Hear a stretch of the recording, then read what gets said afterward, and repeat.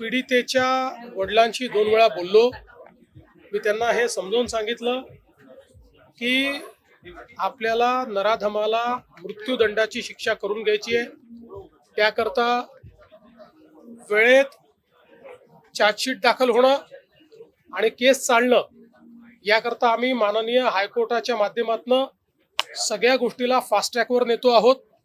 Record वेळेत काम करण्याचा आमचा या संदर्भातला प्रयत्न आहे। लोकशाहीमध्ये आपल्याला सगळ्यांनाच असं वाटतं की अशा नराधमाला भर चौकामध्ये फाशी दिली पाहिजे, पण ती लोकशाहीत करता येत नाही। लोकशाही कायद्याने चालते, पण कोणाला कायद्याचा दुरुपयोग करता येऊ नये या दृष्टीने कुठलाही लूपहोल न ठेवता या नराधमाला यमसदनी कसं पाठवायचं, त्याला मृत्यूदंडाची शिक्षा कशी होईल अशा प्रकारचा संपूर्ण प्रयत्न हा राज्य शासनाच्या वतीनं त्या ठिकाणी केला जाईल। न्यायालयातनं हे प्रकरण वेगानं मार्गी लावलं जाईल। तशा संदर्भातलं एक लेखी पत्र देखील आम्ही पीडितेच्या कुटुंबाला दिलेलं आहे। घटना गंभीर आहे, रोष देखील साहजिक आहे।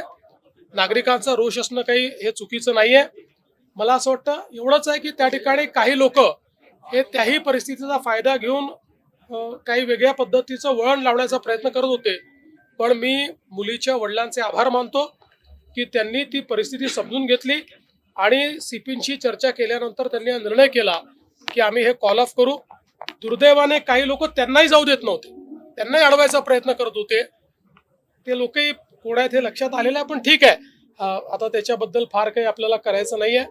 मात्र मुलीच्या वडिलांनी जो काही त्या ठिकाणी ती भूमिका घेतली त्याबद्दल आम्ही त्यांचे आभारी आहोत आणि या कुटुंबाच्या पाठीशी आम्ही ताकदीने या उभे राहू। प्रकरणातील जो आरोपी आहे त्याच्यावर 2019 मध्ये देखील एक गुन्हा दाखल झाला, म्हणजे पुराव्याअभावी त्याची म्हणूनच आता त्याचे जुने गुन्हे देखील काय आहेत हे शोधून काढले जातील।